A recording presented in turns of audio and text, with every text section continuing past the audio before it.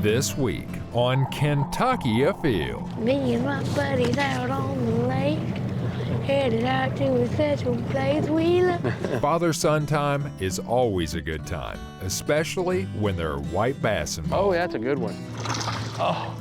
No, come here, come again. Next, rabbit hunting makes for some great family time as well, so we're doing that too.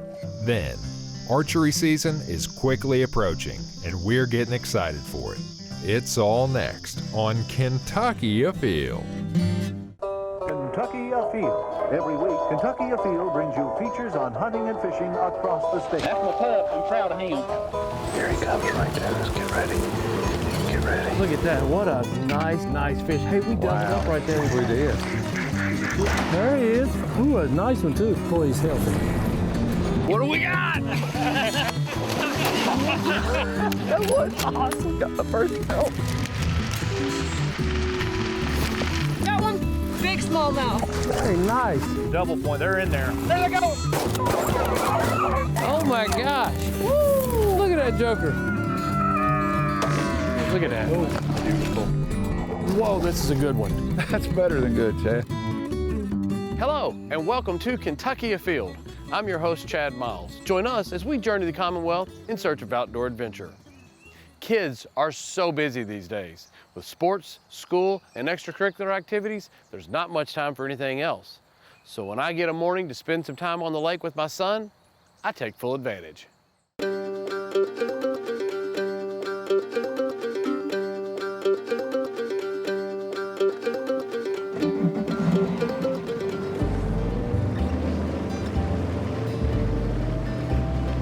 Today I'm out here on beautiful Nolin Lake, and I'm with my son, Leo.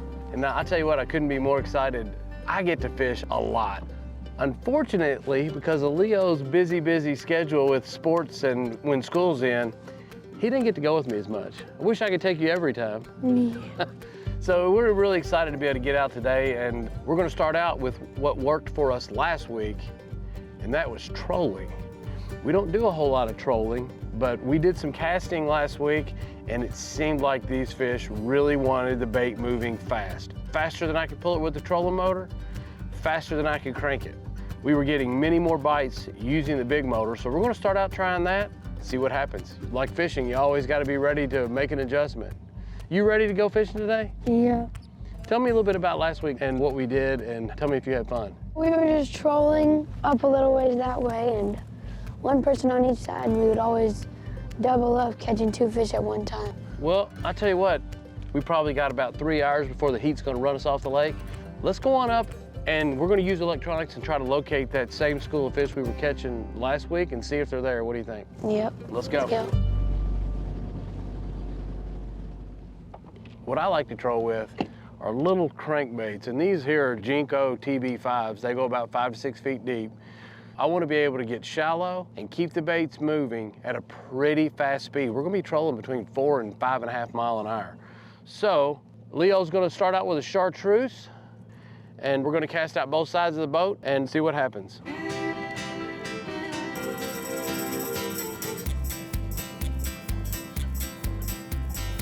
Dad, I think I got one here.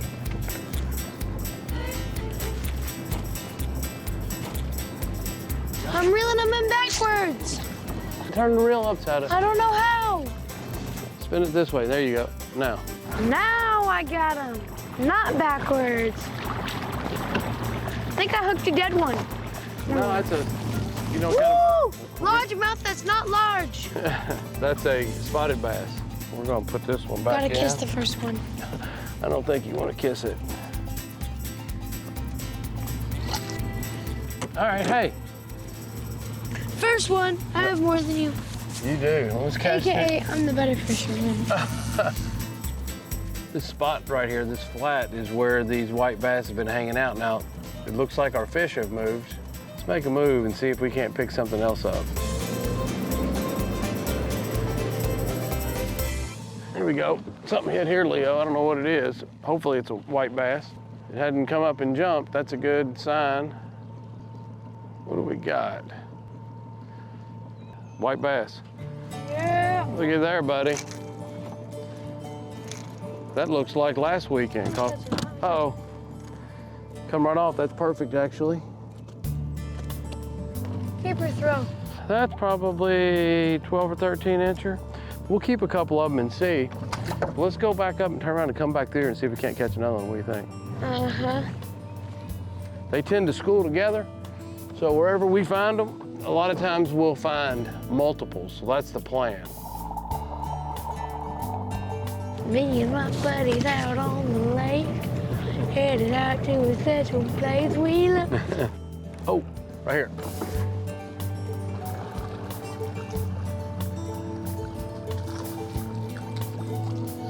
And I got another white bass. You got one? I need to cast mine out again. Okay. Hold on one second. Let me get this one off the hook. Another 12, 13 inch fish. These aren't as big as what we catch down here quite often. A lot of 15, 16 inch fish in Nolin, but these are perfect for the table. Dad, I got one. It's big. He's right here. Oh, yeah, that's a good one. Oh, No, come here, come again. did you see the size of that fish? I think it was like, That was like a 16 incher. But I will definitely get the net next time. Oh, here he is. White bass. Let's grab the net so that don't happen to us again. let's go, Dad. Let's go, Dad. Cheering you on. Oh, that one's big. Here we go. Not as big as the one we lost, but still pretty good. Oh, here we go. Got one on. This one's jumping already. Keep going. Maybe you'll get a bite too. I can't tell if that's a white bass or a largemouth. Whatever it is big enough that it's pulling drag. Unless it's a big spotted bass, we may keep it if it's a spot. That is a spotted bass. Oh my gosh, that's a good one.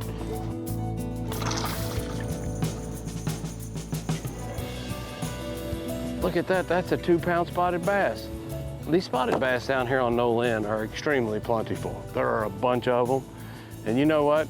These are pretty good, and because this lake has such a huge population, I'm gonna go ahead and keep it.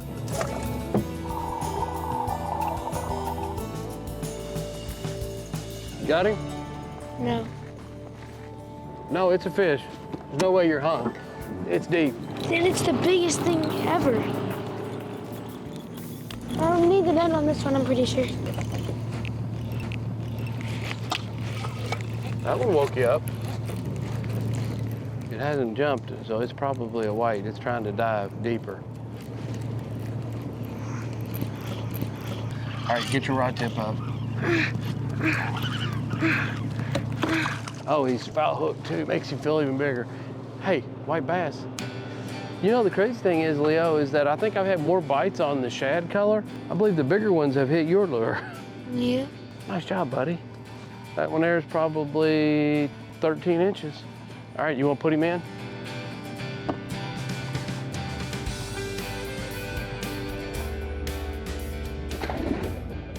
Leo, you were actually talking earlier today about parachuting into the lake in a fish costume. Why you said that, I don't know.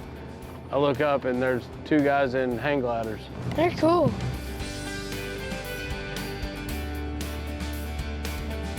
Oh, here he is. Oh, this one's jumping. Feels like it's a black bass. This one is a regular largemouth, so it's definitely going back in. That one's skinny. This is a post-spawn fish. It's been up there probably guarding a bed. I want that one, I want that one, I want that one. Not been eating a ton. There you go. You got one? Yeah, big one. It's definitely a black bass.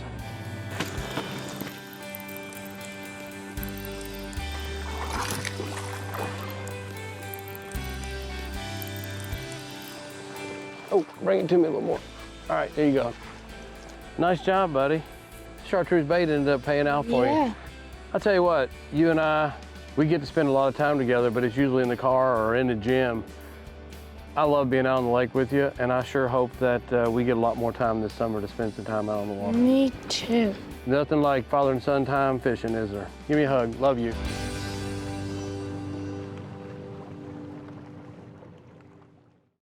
This Father's Day weekend, I hope you get a chance to spend some time with your father. Now let's take a look back at one of me and my dad's favorite activities. That's rabbit hunting.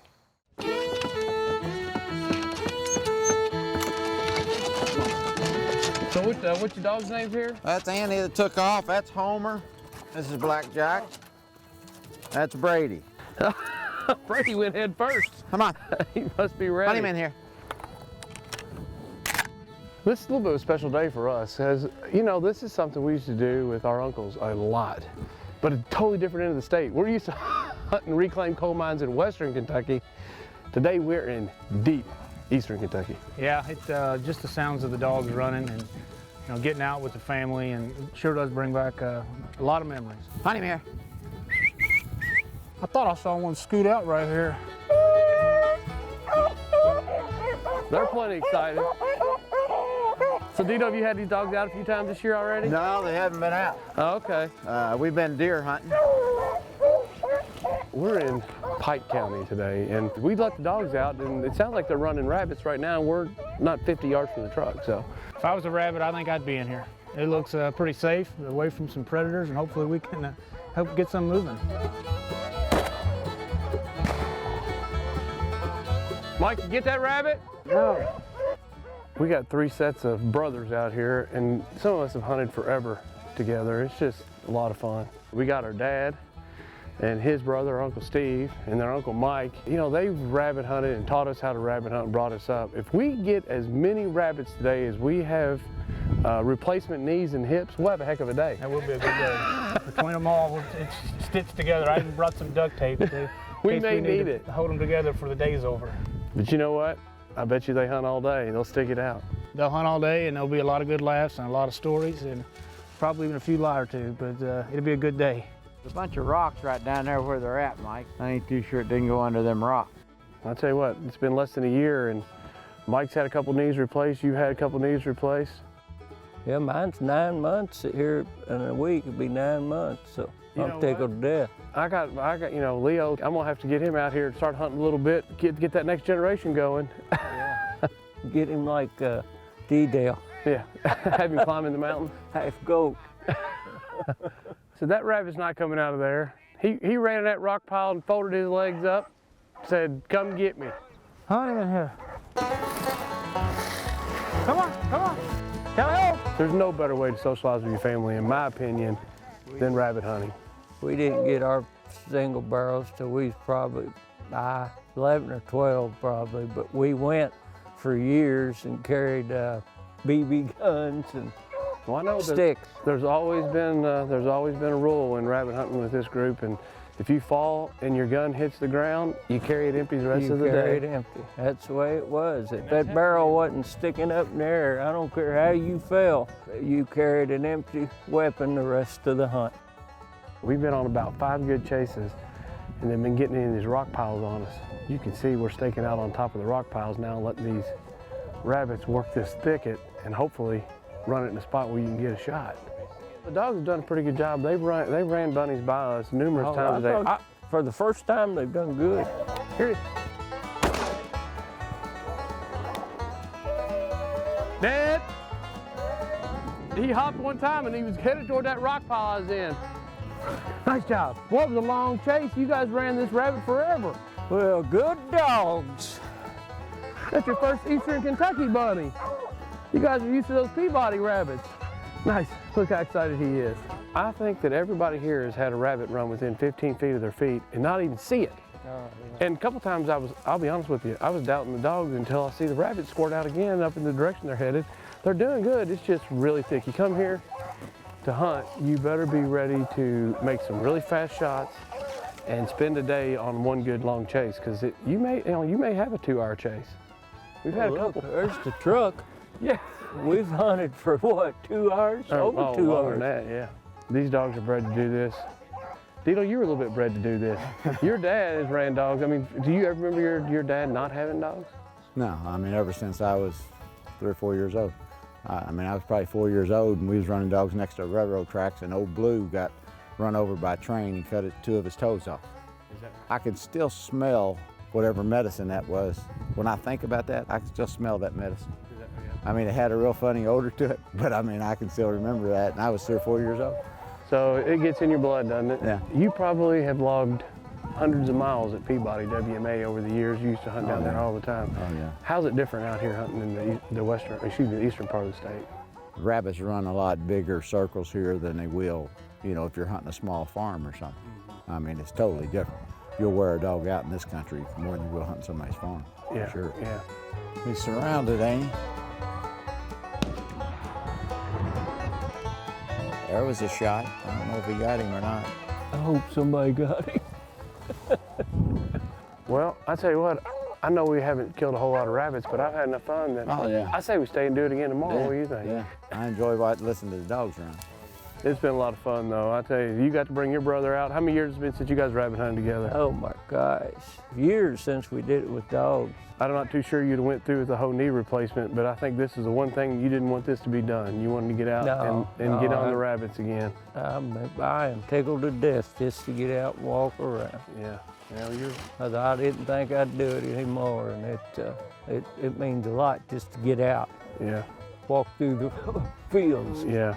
It's worth it to come down here to look at that. Yeah, how pretty the mountainside is, yeah. That is a neat sight right there.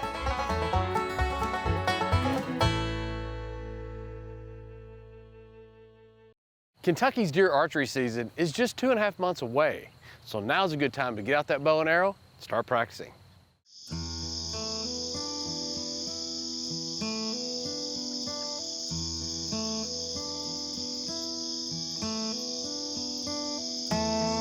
Well, it's early September, the very first week of Kentucky's archery season.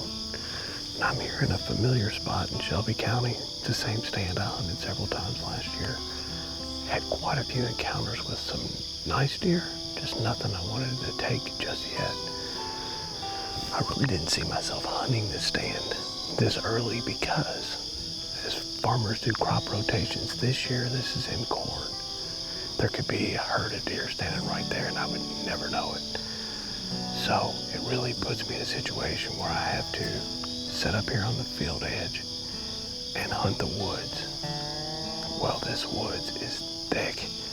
It's 30 minutes after daylight right now and I can still barely see spots back in here. It's gonna be very hard to pick up a deer slipping through the woods. I'm gonna have to stay on my feet, bow in hand, release attached to my string and watching, because if a deer comes through, I'm gonna have literally seconds to field judge it and decide if I'm gonna take a shot and then find an opportunity to get a really good shot. Like all Septembers, my freezer's empty, so I'm willing to take a doe. Stay tuned because it's going to be fast and furious. Literally, if a deer comes in, it's going to be, there it is, draw and shoot.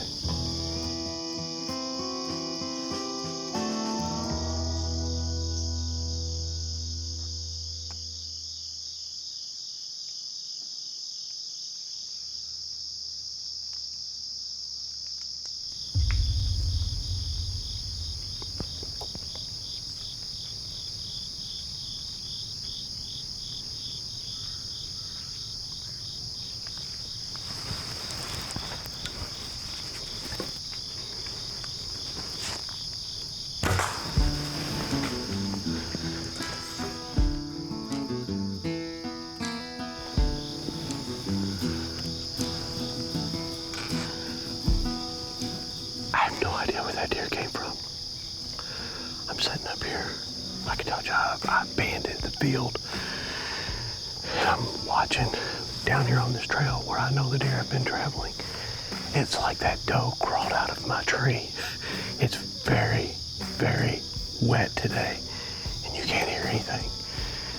That deer was literally, first time I saw it, 1.5 to 2 feet from the tree, and she started getting a little nervous. You saw her smell? Saw her smell.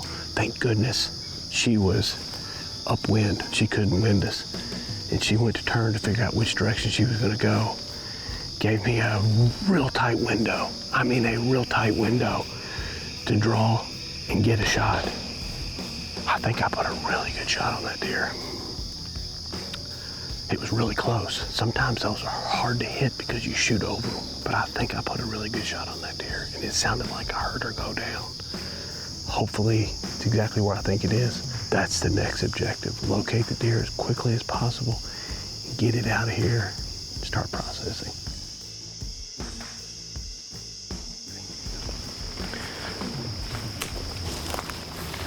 Well, here's my arrow. A couple things that you always want to do when you walk up on the impact site is, first off, I'm going to take this arrow and I'm going to inspect it. First off, it looks like all my blades on my broadhead, it's a Grim Reaper broadhead, looks like they are opened and worked exactly like they're supposed to. The blood I see on here, it's got some little bubbles in it. It looks like a high shoulder shot, possibly through lung, and it's blood soaked all the way to the tip. It's got a little bit of some bubbles on it, probably a single lung shot if I had to guess.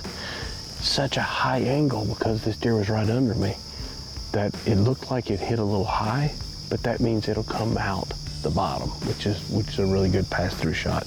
Now, I'm not going to take this arrow with me. I'm going to leave it right here. This is the impact spot. If I were to lose my blood trail, I know I can come back right here and start again. So, right off the bat, I'm seeing blood, and I know the deer went this direction, and I believe it hooked and came back around here. It looked like it ran a little circle. I'm already seeing blood through this way, so I'm gonna start tracking this thing. Hopefully, where it crosses this creek, there should be a ton of blood.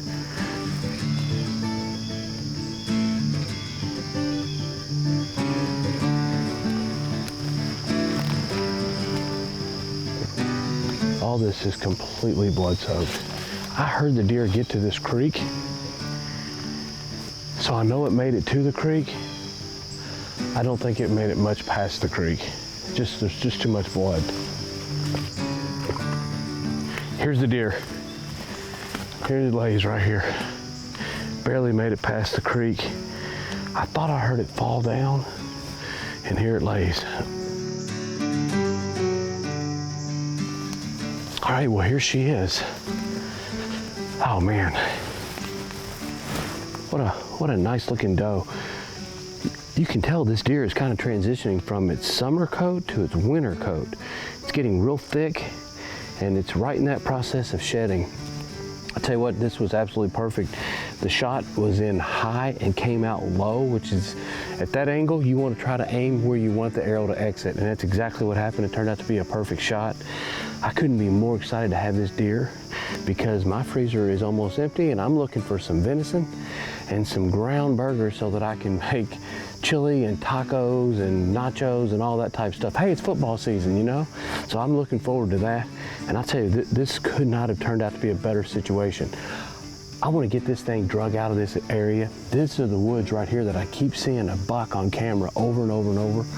So now my goal is to get this deer out of here with leaving as little scent as I possibly can. I'm not even going to field dress it in here. I'm going to hook it up and I'm going to drag it to the truck as fast as I can and get this thing processed, get it home. And I'll tell you what, this here is going to be the beginning of me filling the freezer this fall. Now let's check in and see who else has been out having fun in this week's Ones That Didn't Get Away. Here we have Italy and Guernsley from Henryville, Indiana, who caught this 48-inch grass carp while fishing with a clump of grass. Nice job. Check out 5-year-old Avery Hare, who took her first turkey on the opening day in McLean County. Nice job. Here we have Dylan Emberton, who caught this nice walleye while night fishing at Del Hollow Lake. This fish was over 6 pounds. Nice job. Check out this 38-pound flathead catfish that was caught by Sherry Short and released on Watts Bar Lake. Congratulations. Here we have Nicholas Morgan, who went fishing at Taylorsville Lake with his grandpa and caught this nice 12-inch crappie. Nice job. James Hart caught this 42-pound blue catfish while using his hands. Congratulations. Sisters Kim and Jennifer went bass fishing this weekend and both caught bass nearly 4 pounds. Congratulations. Check out this flathead catfish that was caught by Chauncey Griffin at the Falls of the Ohio. Nice job. Here we have Jenna Harris, who took advantage of free fishing weekend while going to LaGrange and fishing in Reformatory Lake. Nice job. Here we have Bailey Cobb with a nice largemouth bass that she caught at Cave Run Lake. Nice job. Some of my favorite memories is time spent outdoors with my family. Hopefully you're taking advantage and spending some time outdoors with your family as well. And remember, hunting and fishing on private property is a privilege. Always ask permission and thank the landowner. Until next week, I'm your host, Chad Miles, and I hope to see you in the woods or on the water. If you hold a Kentucky hunting or fishing license, then you have helped make possible Kentucky's wildlife management areas. Places to hunt, fish, birdwatch, or just let your mind wander. With nearly 100 dotting the Commonwealth, put wildlife management areas in your sights and see more of what makes Kentucky's outdoors outstanding. Get all the info online at fw.ky.gov.